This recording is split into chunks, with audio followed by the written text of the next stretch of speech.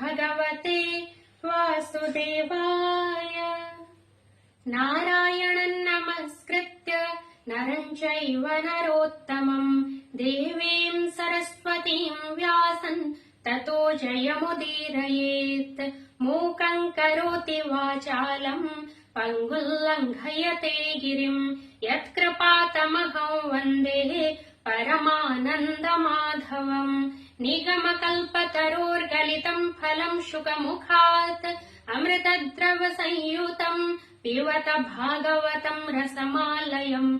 मुहुरहो रसिकाः भुवि भावुकाः। गोविन्द गोविन्द गोविन्द पदुं गळुछि मकरन्द। से मकरन्द पान करि हेळे तरिले ब्रजनारी। से ब्रजनारीଙ୍କ पୟରେ मन मोर हो निरन्तरे।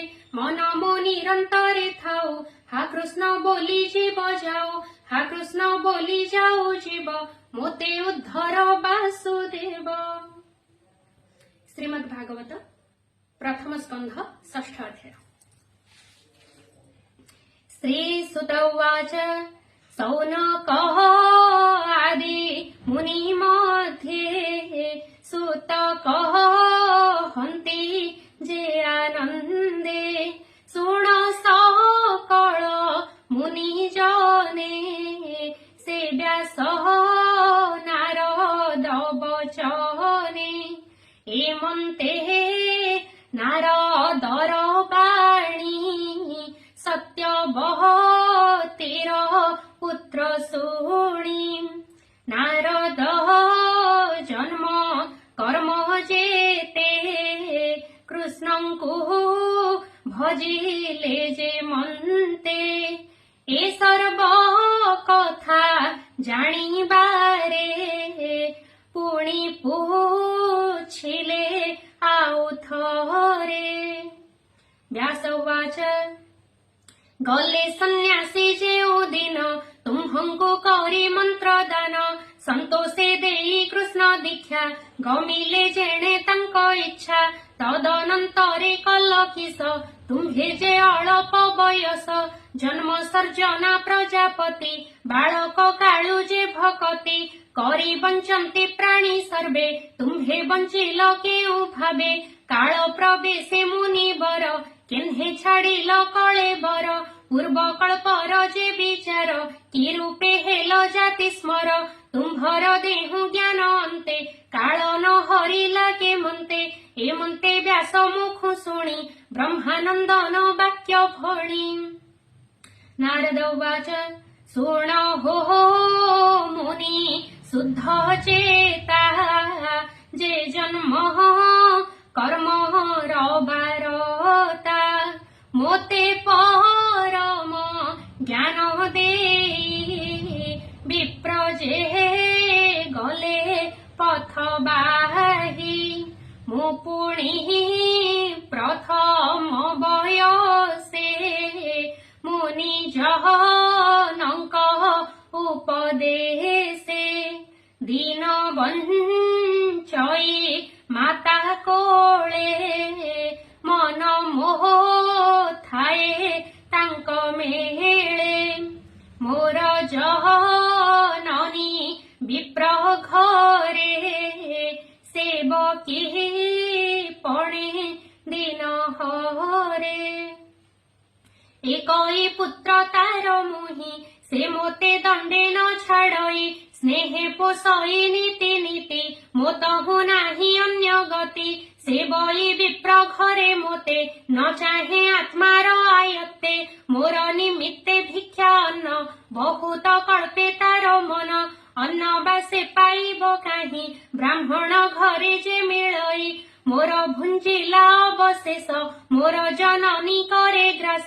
संसार ईश्वर आयत्ते काष्ठ पितुली जिन्हे हस्ते। मुझे ब्राह्मण घरे थाई दिग्देश काल न जानई। बालक पंचम बरस बंचई जननीर पास मोर जननी एक दिने ब्राह्मण घरे गोदोहने जाते पथे घरु आसी सर्पे मिलिला आगे आसी विधाता बळे से दंसिला तक्षणे जननी मो मला मुझे मातांकु अग्नि देई भाळई चतुर्दिग चाही तार मरण मो कल्याण मणिली कले भगवान विप्रंक तही मोर मन भाळी होई छन्न छन्न ताहांकु भेटिबार अर्थे गली उत्तर दिग पथे अनेक दूर ग्रामे ग्रामे विप्रंकु खोजी पथ श्रमे खेट खरबट बाटी मने दुर्गम पर्वत कानने हस्ती से बीतवन आदि जे पर्ण चित्र पुण्य नदी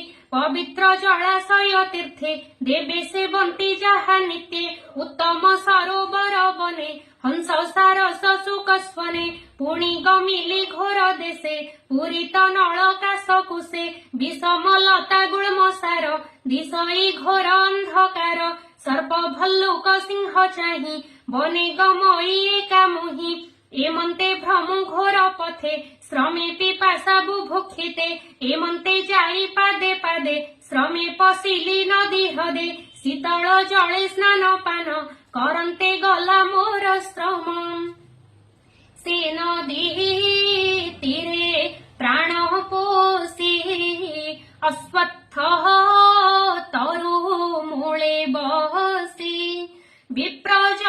विप्रजनकर वचने आत्मा रे आत्मा अवधाने कृष्णर पाद पद्म जुगे ध्यान मुह करी दृढ़ भावे उत्कंठे गद्गद वचन अश्रु दके नेत्र पूर्ण अत्यंत प्रेम भर देह उद्गम हेला तनुरूह आनंद सागरे बुड़िली उभय लोक न जानिली तक्षणे परम आनंदे हरि विजय मोर हृदे हृदय की देवा पट्टांतर मन वचने अगोचर देखि उठिली तत्क्षणे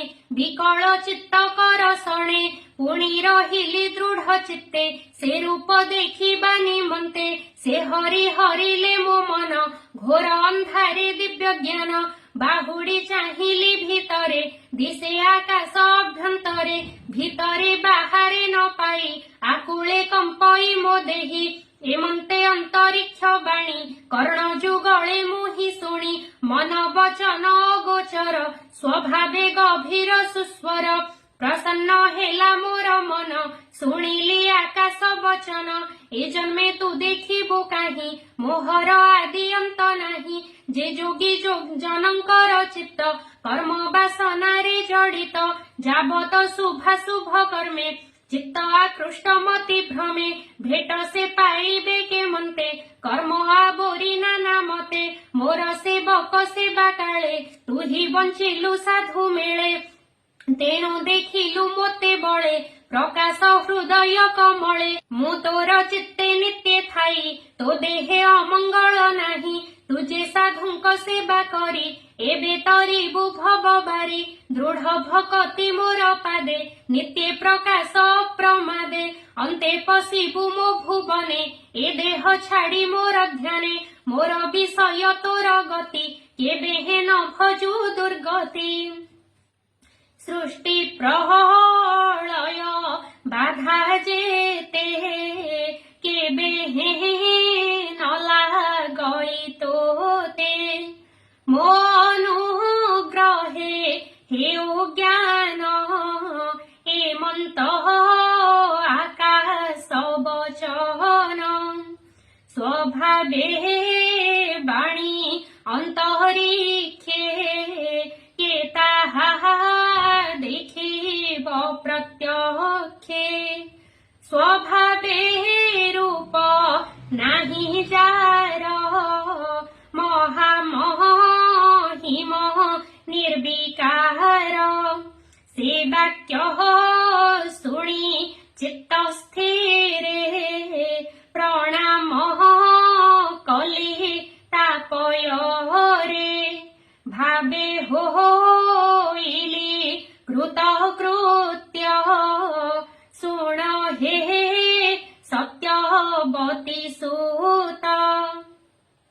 से बिनु न जानई अन्य मो सर्वगति भगवान एलाज सर्वपरि हरि उच्चे गोविंद नाम धरि अनंत गुण तार जेते चित्ते सुमरि अविरते पृथ्वी करी पर्यटन विगत राग तुष्ट मन एमन्ते भ्रमी अनुदिन निर्मल होइला मो मन मरण समय नियत काल होइला उपगत संशय स्थिर मोर मने बिजुली जेन्हे नील घने दिव्य शरीर मुहि देखि तक्षणे शरीर उपेक्षी आनंदे कृष्ण अनुग्रहे शून्ये गमिली दिव्य देहे कल्पान्ते दिन प्रलय रे ए सृष्टि देखिण उदरे क्षीण जलधि मध्ये स्थित अनंत शयने अनंत पशिली तार अभ्यंतरे निर्लेप निर्मल शरीरे तहु सहस्र जुग गला शयनु अनंत उठिला तक्षणे ब्रह्म रूप धरी भूमि भी आई सृष्टि करी मरीचि आदि सप्तपुत्र ब्रह्मा मनरु हुए जात मुहि होइली तांक मेळे संभूत विगतर कोळे निश्चल चित्ते दृढ़ व्रते ए तीनि लोके भ्रमे नित्ये कृष्णर भावे भ्रमे नीति मोहर अभ्यागत रीति कृष्णर भक्ति भाव भोळे मुहि गमई अंतराळे देवंक मध्ये मुहि थाई नृत्य करई कृष्ण गाई शुणी संतोष मोर बाणी वीणा गोटिए देले आणी गांधार रागे विभूषणा सामरु नाद तिनि गुणा शुभे मूर्छित नाद बाणी आनंदे कृष्ण नाम गुणी निरते भ्रमई जगते सुण कहिबा आउ जेते हरिर अभय चरण अशेष तीर्थर कारण से पद कली सुमरण शीघ्रे मोह चित्ते नारायण आदित्य तेज प्राय दिशे अज्ञान तम वेगे नाशे ए हरि चरितर गुण भूमुनि सावधानी शुण भव सागरे जेते नरे आरत चित्ते अभ्यंतरे विषय रसे सुजंत्रित केबे हेनु हे शुद्ध चित्त इच्छन्ति भव सिंधु गर्भे से नर केमन्ते तरिबे कृष्णर गुण गाथा घोषे आनंद भावे जे हुरसी हेळे तरन्ति गुण गाई अन्यथा सुख लेस नाही जम नियम जोग पथे जे नर साधे अविरते एमान पाई बसे काहि जेबे गोविंद भाव नाही शुण हे सत्यवती सुत जे पूर्वे मोहर चरित मो जन्म कर्म संगे जेते कहिली तुम्भर अग्रते कहई दास जगन्नाथ प्रथम स्कंधे भागवत। इति श्रीमद्भागवते महापुराणे पारमहंस्यां संहितायां वैयासिक्यां प्रथमस्कन्धे व्यासनारद संवादे नाम षष्ठो